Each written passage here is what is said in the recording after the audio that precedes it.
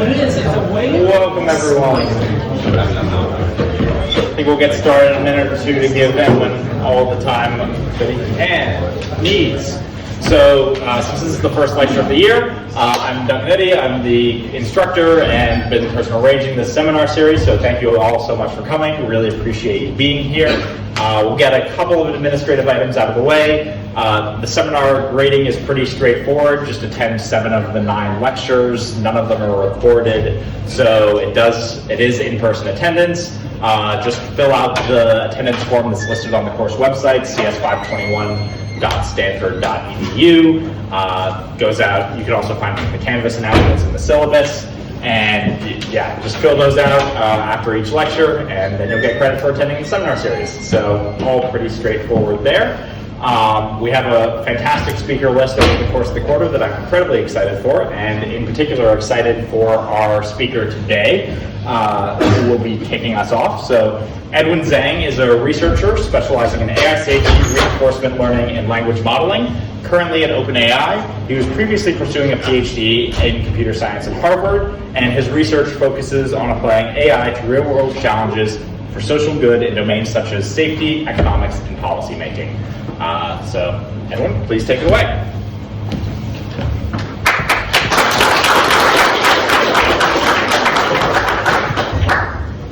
So, please feel free to interrupt me at any point.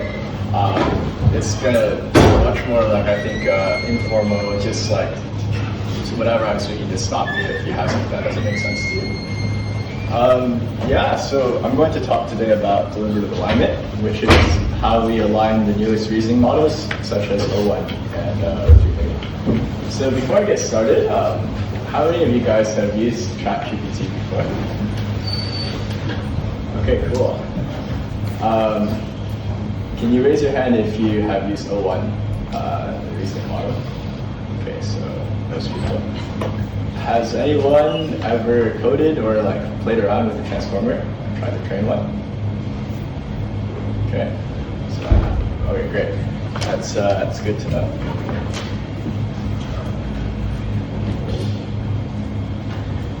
So I'm going to go through 5 different points. First, the modern LLM training pipeline, which I guess most of you guys should be familiar with already. The second one, which is reasoning in large language models. Then I'm going to talk about the methodology of how deliberative alignment works. Next, I'm going to go through the results in terms of how it actually does. And then finally, I'll open it up a little bit to future work as well as questions. And yeah, just interrupt me at any point if things don't make sense to you. So the way that LLMs are trained today is typically in these 3 parts. So we have pre-training, SFT, and RL. This first part of pre-training is where 99% of the compute and the data actually occurs. So this is where you go from just the random initialized matrices in the transformer to something that starts to actually become comprehensible. In the next stage of SFT, we go and actually make the model something that you can interact with, right? So before this stage, pre-training is just some sort of next token completion thing, right? So I give you some sentence and I'll give you the next sentence. In the SFT stage, we're actually going to make the model into something that you can interact with. So that's where we teach it that it's an assistant and it's trying to answer some user, something like this. We're also going to sharpen the prior by giving it a set of ideal completions or like very, very intelligent things that we want the model to be able to learn, because there's a lot of garbage on the internet. And then the final point, RL, is where we're going to make the model smarter, more aligned, and more enjoyable. So SFT can't get us all the way to where we want in terms of a very intelligent model, and so that's what we do in the last step of RL.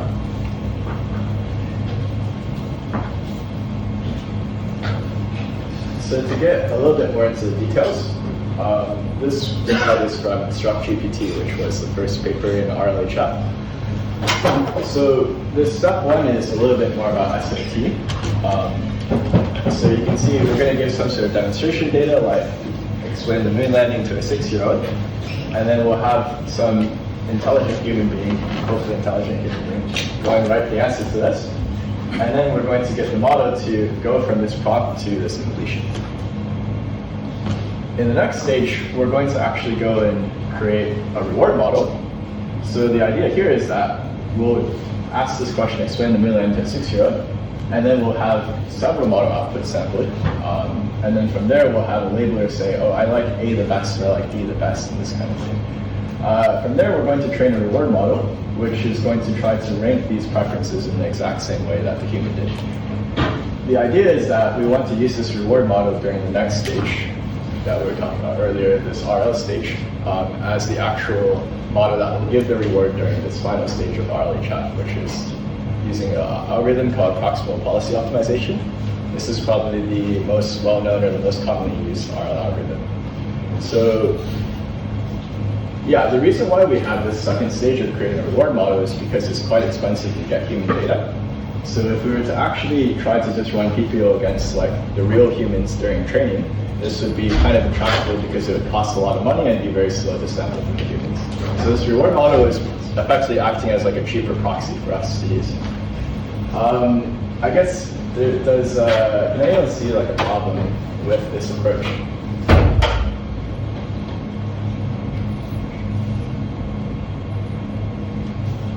The reward model is going to learn the labeler's preferences, or like biases. Yeah, that's a great point. So this labeler is just a human, and humans are sometimes imperfect. So if the labeler is like, let's say Hitler, this is probably not the thing we want to optimize, right? So that's a good point. So one thing is the labels here can be very noisy. Is there any other problems that people see? You're upper bounded by the quality of the model? Yeah, that's right. So can you talk a little bit more about how we would evaluate, or like what the quality of the reward model is? Well, however your reward model fits to the distribution of preferences of your labelers determines exactly the upper bound of your actual RL that happens afterwards, instead of directly tuning on the preference data. Yeah, that's right. So like, first of all, there's labeler noise, but if we assume that we just have like perfect labels, you're still not going to be in a great regime because the model here is not a perfect proxy of the labelers.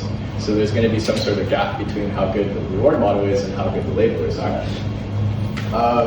Right. Is there any other problems that you can see here? Well, maybe the prompt data set has some gaps that we're not aware of. Which prompt data set? The one for SFT or the one for the model training? Well, it wasn't clear to me that those data sets were different, but in any one of those cases, it could be a problem. Yeah, that's another good point. So like maybe there's like some distribution of prompts that we haven't tracked on, which the performance is not going to be very good, right? Okay, cool. So these are all very good points, and hopefully you'll see how some of these might start to get addressed by this new technique that we talked about here. Okay, so the next one I'm going to talk about is reasoning in LLMs. And yeah, this first was introduced in 2022 by Jason Wei, and I'm not going to lie, when I like first saw this, I thought it was like the stupidest thing. Just like, how could this help? But the idea with chain of thought prompting is like, okay, when I ask a question like, Roger has 5 tennis balls, he buys 2 more pens, each pen has 3 tennis balls, how many does he have now? Instead of just asking the model to directly give you the answer, what if we ask it to try to explain its thought process first, right? And so then in this like chain of thought prompting, you're going to first give it like some example of, okay, like please write out the steps that you're going to get to 11, and then go and try to answer another question. And it turns out that doing this really, really improves performance for reasoning style problems, where reasoning encompasses like coding and hard math problems and things like this, right? So yeah, do people have any hypotheses for like why this would improve the performance so much?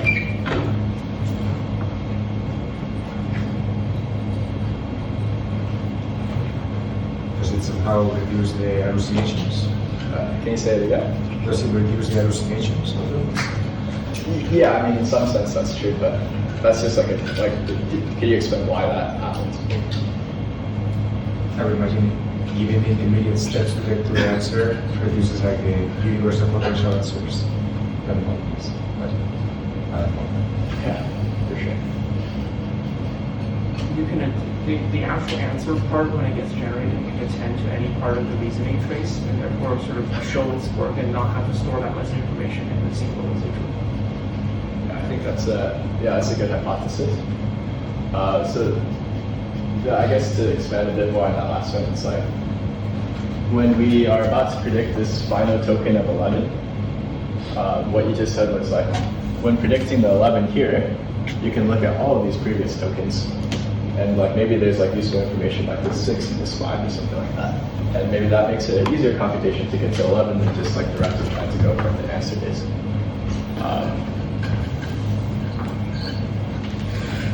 Okay.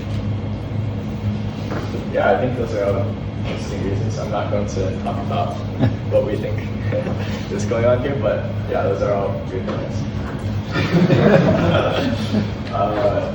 Yeah, it's actually pretty ridiculous. So if you train the model to think in this way before it gives you a response, it turns out that at least like on a logarithmic scale, the thing seems to scale just like arbitrarily. And obviously there's like some point at which this starts to fall off, but it's not hard to imagine. Like if you really internalize this plot, it's not hard to imagine that like we could get to some pretty ridiculously good models soon. Maybe even potentially AGI, right? And I think what's also very surprising about is that this hold true during training, which is traditionally what has always been true for training these models, that you pour more and more compute during training time and you get a better model out at the end. But it also holds true during test time, right? So even if I don't have that much compute put into the model when I'm training it, when I go and try to generate a final answer for a given prompt, if I go and pour a bunch of compute in at that point, it can also improve the performance quite a bit.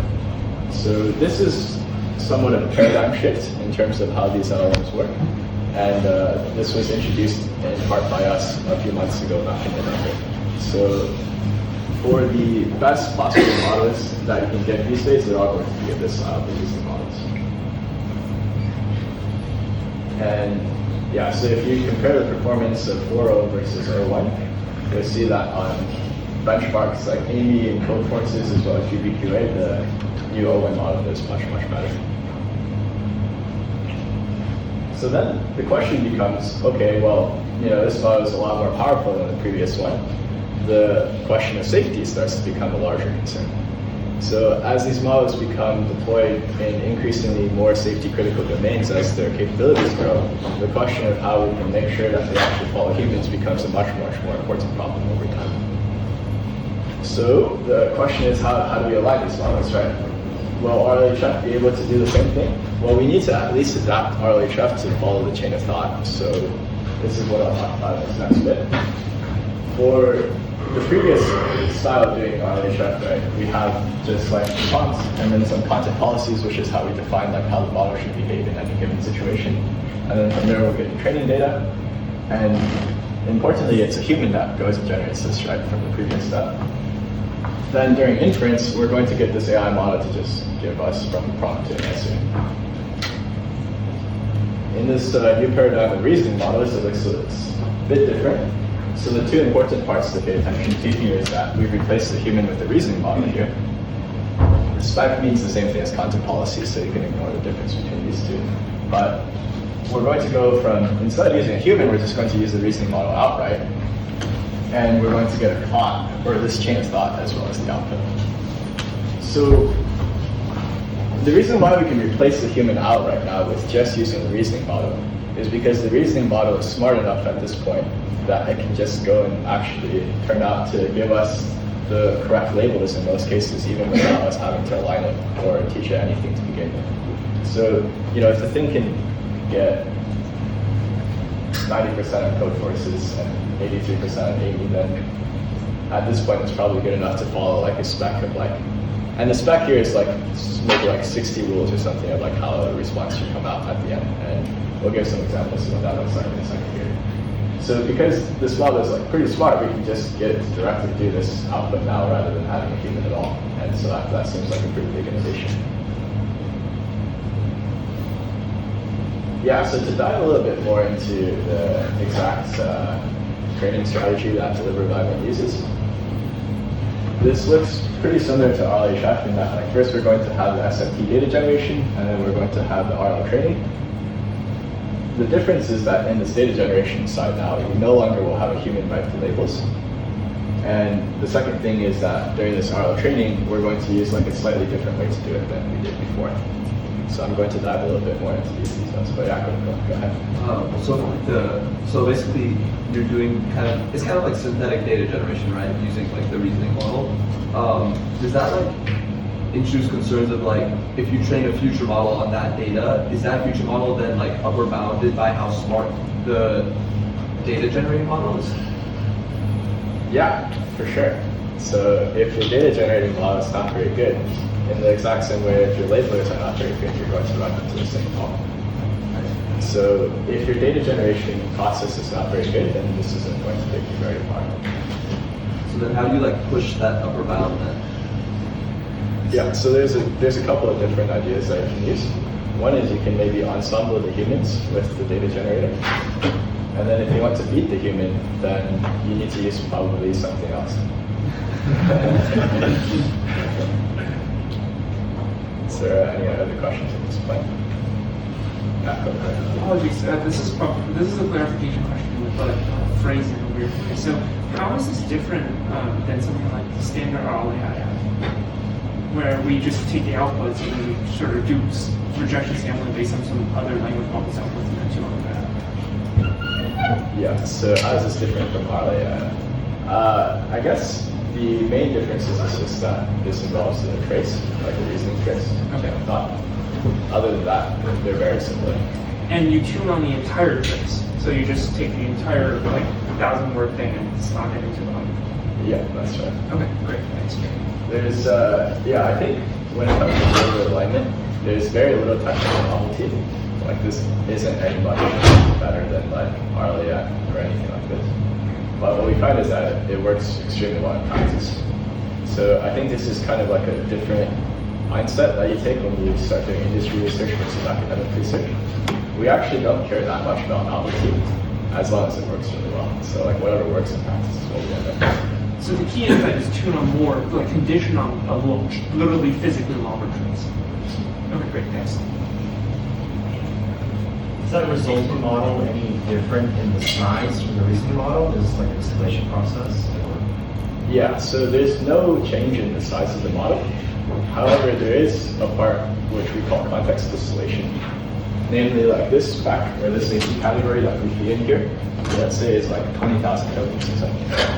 Well, if it's 20,000 tokens, we don't want to have the model attend to all of that every single time you put a prompt through at ChatGPT. So what we do is we actually go and generate all of this data first with the 20,000 tokens in the prompt. But then during SFT, we'll throw away those 20,000 tokens and then just give the regular your ChatGPT prompt, right? So what you're effectively doing is you're teaching the model to just have a distribution, like P of X, given all of those tokens, but you don't actually need to feed those tokens in anymore. So there's a little bit of distillation in that sense. This is called context distillation, but there's no actual change in the size of the model.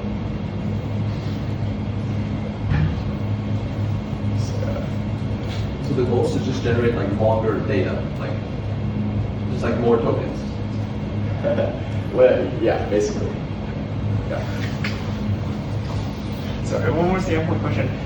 As you generate longer traces, so in the initial stage of this bootstrapping, so before the trace is not good yet, how do you make sure that the language model doesn't degenerate as you sample from it? So yeah, let me go to the next slide for that question. Oh, great. So there is a filtering step here. What's going on here is we're going to feed the spec, which is like how we want the model to behave to some base reasoning model. So in this, we assume that you've already done the training to get the model to become a reasoning model from like the previous one. And you can look at DeepSeek's paper for how they did that. So yeah, you go from this base model, which is already a reasoning model, to some output. And so let's say, like, for example, the spec says something like, whenever the user requests to like do something that could potentially lead to them harming themselves, say, I'm sorry, but you should like seek medical advice, or like you should go and find a doctor immediately, something like that, like suicidal ideation, right? Then let's say this base model then samples something that says, after like after like the user says, I want to kill myself or something. Let's say like one of these outputs is, that's terrible, you should go see a doctor, and then one of these is like, yeah, let's go, let's do it. So what's going to happen is this reward model is going to see those two outputs, and it's going to be like, okay, did this output actually follow the spec, right? And it turns out that this reward model is smart enough to be able to tell what it is in almost all situations. And so it'll give a bad score to this one and a good score to this one, and then you filter it to only take like the top X% or something like that, and then this is the final data generation. So the way that we prevent the model from degenerating is from using this, and this reward model is fixed, right? So it's not going to go and change over time. The other thing is that you can also give ground truth information as like side information from a human. So that's another way that you can prevent this process from degenerating. Is this reward model? Well, is this reward model? What do you use as a reward model like in practice? Like, would you use O1 as a reward model? Yeah, exactly. So this reward model is also just a using model. Okay. You just want to use the smartest thing that you can. So is it the same as the base model that you use to make the data? To begin with, yes. Yeah. But you can use different models if you'd like to as well. And also, like, if you have a question, just like interrupt me. You don't have to raise your hand. Just say whatever you want. So is it not kind of weird that you're using like is the generating model and the reward model just being the same model? Like, not I don't know. Is that weird? It's not weird, right? So I think there's two questions here, which I think are kind of interesting. The first is like, is there some sort of like weirdness regarding like the base model not being the same as the reward model? So, just like, okay, I'm curious about your guys' intuition. Like, raise your hand if you feel like this reward model should be different than the base model. Okay, who thinks they should be the same? Can I get someone from both sides to argue why they think that's the case? Like, maybe we can start with someone who thinks they should be different. Why do you think that should be the case? Go for it. If the base model has some biases or blind spots, then like a different model could pick up on those blind spots and biases, and we could kind of cover up each other's mistakes. Yeah, that's a great point. Does anyone have an argument for why they should be the same? The formal, like the reduction given in the DPO paper, where based on like a assumption of rationalness of human preferences, we can reduce the posteriors given by a model to a reward model. But why does that mean we shouldn't use the data? I'm not saying we sort of empirically shouldn't, but saying that theoretically they could be the same model.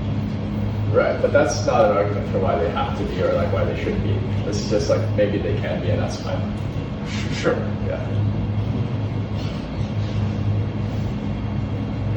The new model that says that interpret themselves was model.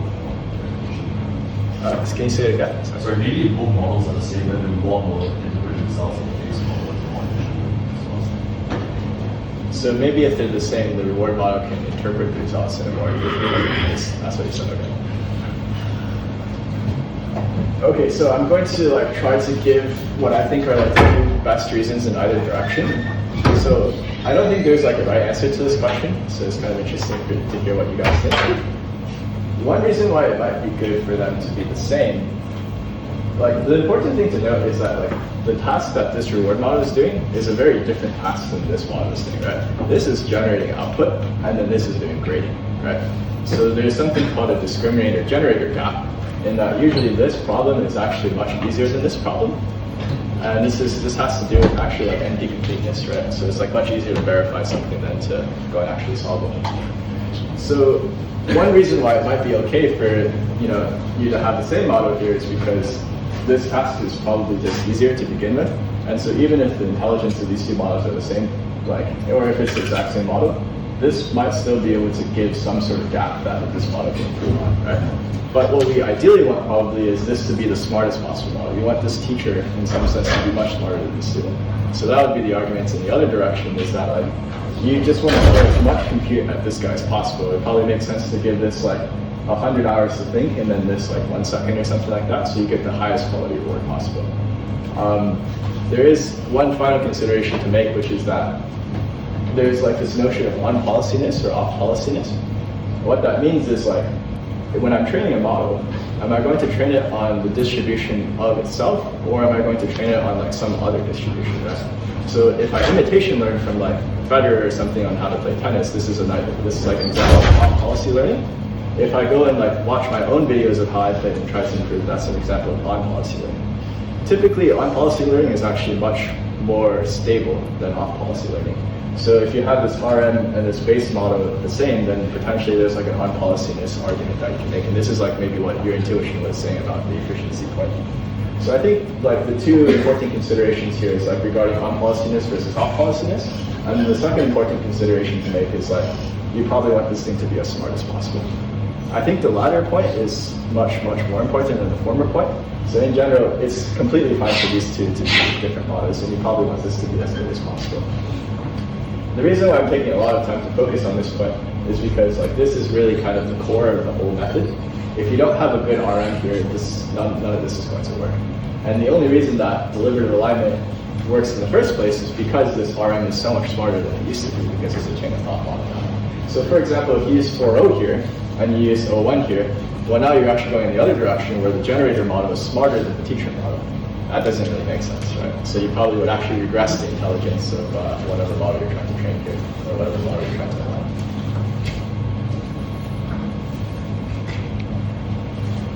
Okay, so then there's this RL training side, and the RL training actually is basically the exact same as the SFT. There's only one important difference, which is that in the RL training, we're going to do multiple updates to the model, whereas in the SFT stage, we only do a single update. So here we like maybe generate, let's say 100,000 completions or something, and then we'll do like one massive gradient, like we'll take like one massive update. Whereas here we're going to generate maybe 1,000 completions, and then we're going to update the model a little bit, and then do this again and again and again. So that's like the two big differences between the SFT and the RL stage. But otherwise, in terms of like the actual filtering and like the RM being used, that's all the same. So if I'm trying to turn pictures of my friends in the studio Ghibli style, and it's like, I'm sorry I can't do that because I can't use real people or something like that, is that because of your spec, or is that something going on with the RL system? Yeah, that's a great question. So we actually have this document called the Motto Spec, where we like publish, what we think the rules should be. If in the model spec it says we can't generate pictures of real people, then it would be this model doing the proper thing and us just being losers. On the other hand, if it's not in the model spec says, oh no, you can't generate pictures, then it's this training gone wrong. So that's the way you can tell the difference between those two.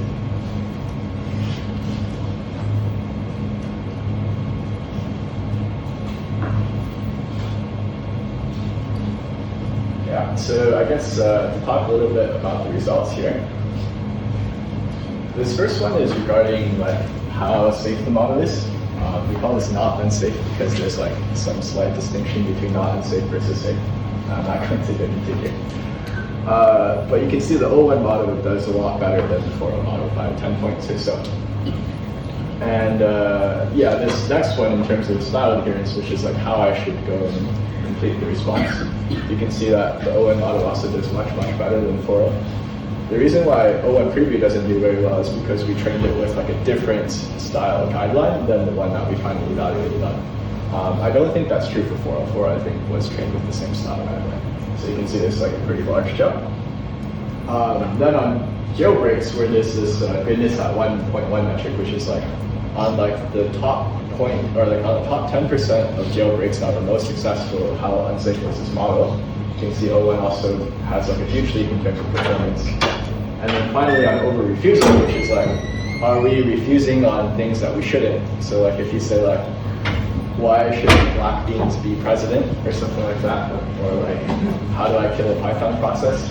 Like these kinds of things, 0.1 also refuses last time. So overall, this is a much safer model than the previous one. And this is primarily a function of like this being much smarter.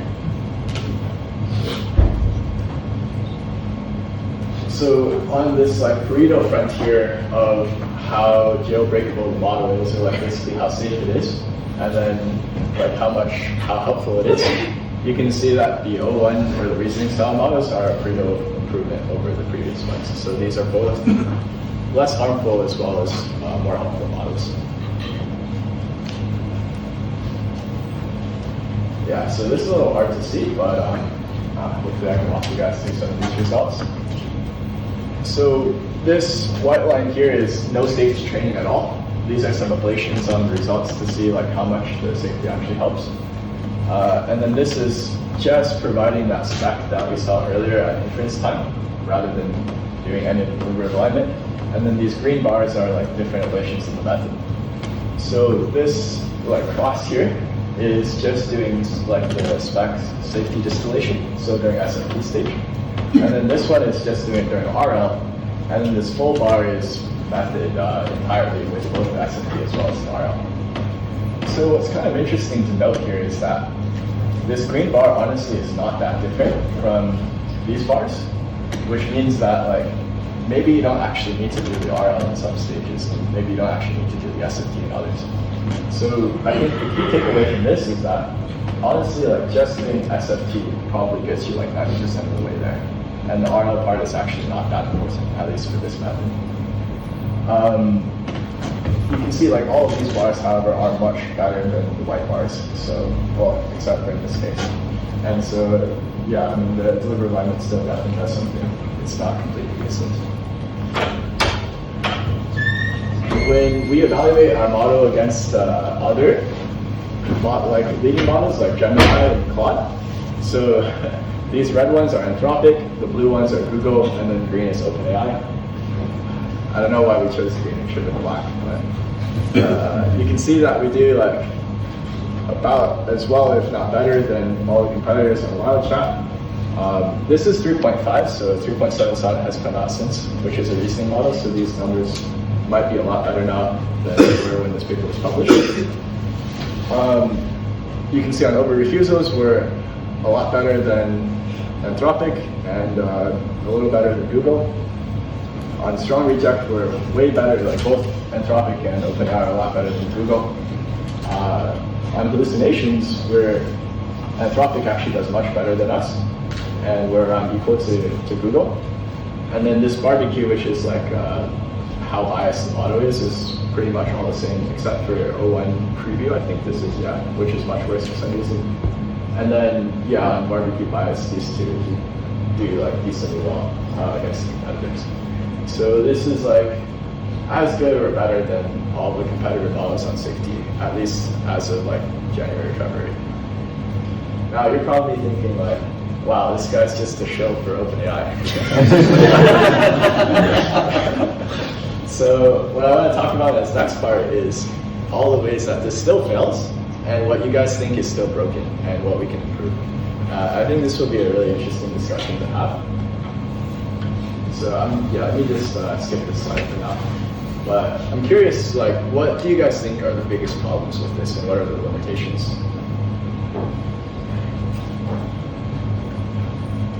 It seems to me, and this may not be entirely true, that O1 tends to overthink a lot, and like in the sense that I would ask it, I would sort of turn on the reasoning button and ask it something very, very simple, and it takes like K seconds to respond to me, like something very, very simple.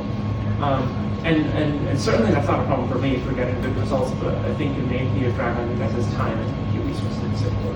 Yeah. So I'm curious how you're tackling it. Yeah, that's a great question that I can't answer. But yeah, I mean, that's a good point regarding all reasoning models. Is there anything specific about deliberate alignment that you think still fails in terms of like what we would ideally want from an alignment method? Like, let's say like tomorrow, right, I give you guys AGI or something that's like smarter than everybody in the world. What would be still missing from using this model? Do you want to go for it? Seems like some, I don't know, I'm not too familiar with the benchmarks, but it seems like some of them may not be like necessarily like the most adversarial setting if we're thinking about like how like a really malicious agent would be able to like really try to jailbreak an AI for malicious purposes, I guess. And so maybe there's like a misalignment with the metrics, I guess. Yeah, that's a very good point. So that's something I was going to mention as well. The first thing that you could poke at in this is that maybe these metrics are not actually that aligned with like what would happen in the real world. And what I'm trying to get at during this period is to teach you guys how to think more like researchers. Usually, when I look at any paper, my thought process through the whole thing is like, okay, how can I break this, right? Like, how can I be as adversarial as possible? So I want you guys to try to find as many holes as you can in this, and this is like how you go and do research, right? Because then you try to patch one of those holes. Yeah, maybe performance isn't the same when the conversation isn't in English. Yeah, that's a great question, or I guess maybe a great point. We actually did do some out of distribution evals, and it turns out that it's just as good. So that unfortunately is not a problem. Unfortunately. Like maybe there's like some very like rare languages like Tamil or something like that this model would do worse on.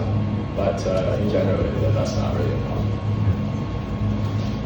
I'm curious if there's a distinction between experiments where, maybe the prompting is like more, giving advice on this and, making sure that doesn't get into like unsafe territory or like violation step versus like maybe more like creative prompting, like write a poem about like this topic that might be like hinging on unsafe or like violating the spec. Is there a distinction in performance in those two categories? So is your question like if I'm like asking for advice on how to do something bad versus like asking for like a creative representation of a bad thing? I see. Like, is there a distinction in the experiments done in those two contexts? Yeah, I see. So I think the over-refusals are trying to get at this. And like, there's this thing called the transformation exception, which is the idea of like, I'm going to give you something super unsafe, like how to like maim babies or something, I don't know. And then like, you ask like, translate this into a different language. So we actually explicitly say like, this is something that the model should be allowed to do.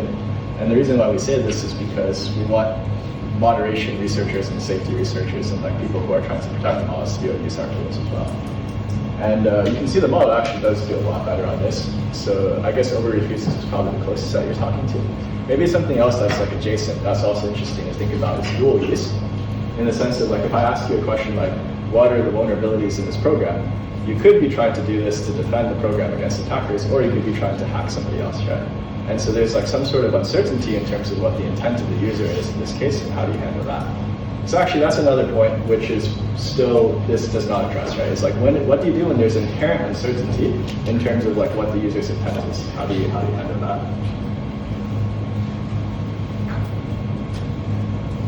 Can users then like go and use whatever you're using for your board model, which maybe you keep secret, but like they could go and they could take O1 and rate a bunch of their own responses and see which ones they like can like slide through or something. And they could figure out that way how to kind of get adversarial responses out of this model.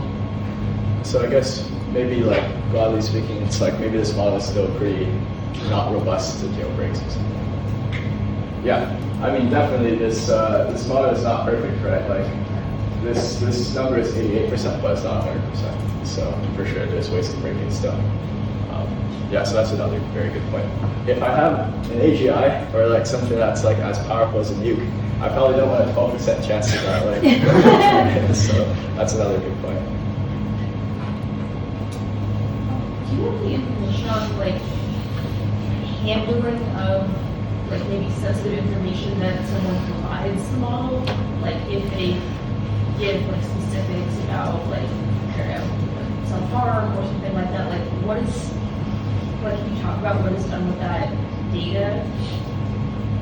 So we don't store any user data if you like check the box that we don't train on it. We're in general we try to be like much more privacy centric or like user centric than social media companies or like tech companies in the past because that's been such a large area of concern.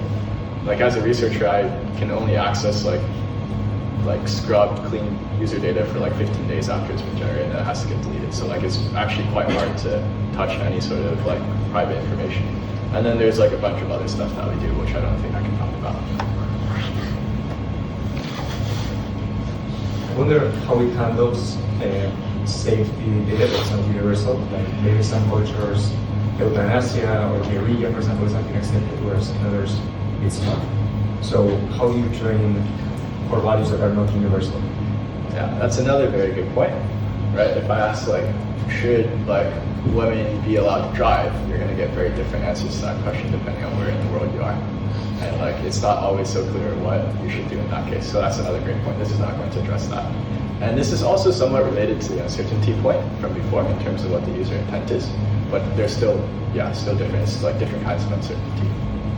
Is it normally trained by geography or tailored by geography? No. So we don't currently do that. We just choose to have a Eurocentric US one because that's where we're based, I guess. So, yeah. This is actually going to be, I think, increasingly a large political problem with China, right? So you can see DeepSeek's model refuses to say anything about like Tiananmen Square and things like this. So it's kind of interesting to think about a world in the future where you have different LLMs that reflect different countries' values, and like, how do you think about that?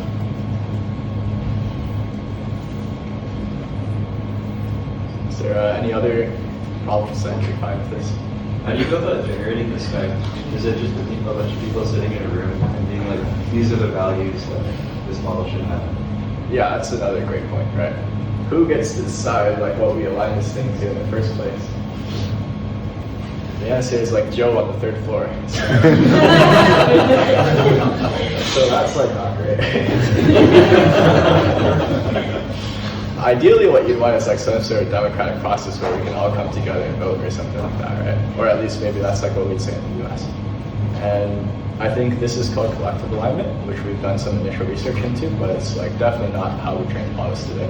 Although to some degree, this does actually happen in that like a lot of this preference modeling, like this GRM from earlier, there is actually a portion of that reward which comes from just the general public.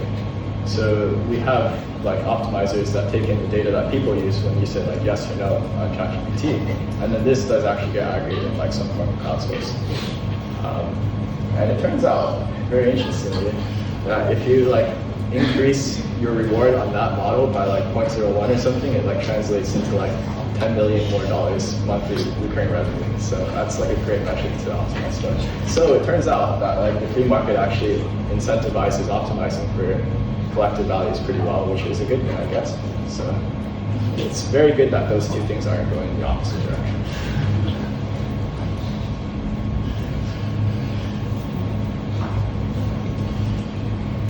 So I guess to talk a little bit about some future work, which people have mentioned here, but just wanted to present some of my thoughts as well.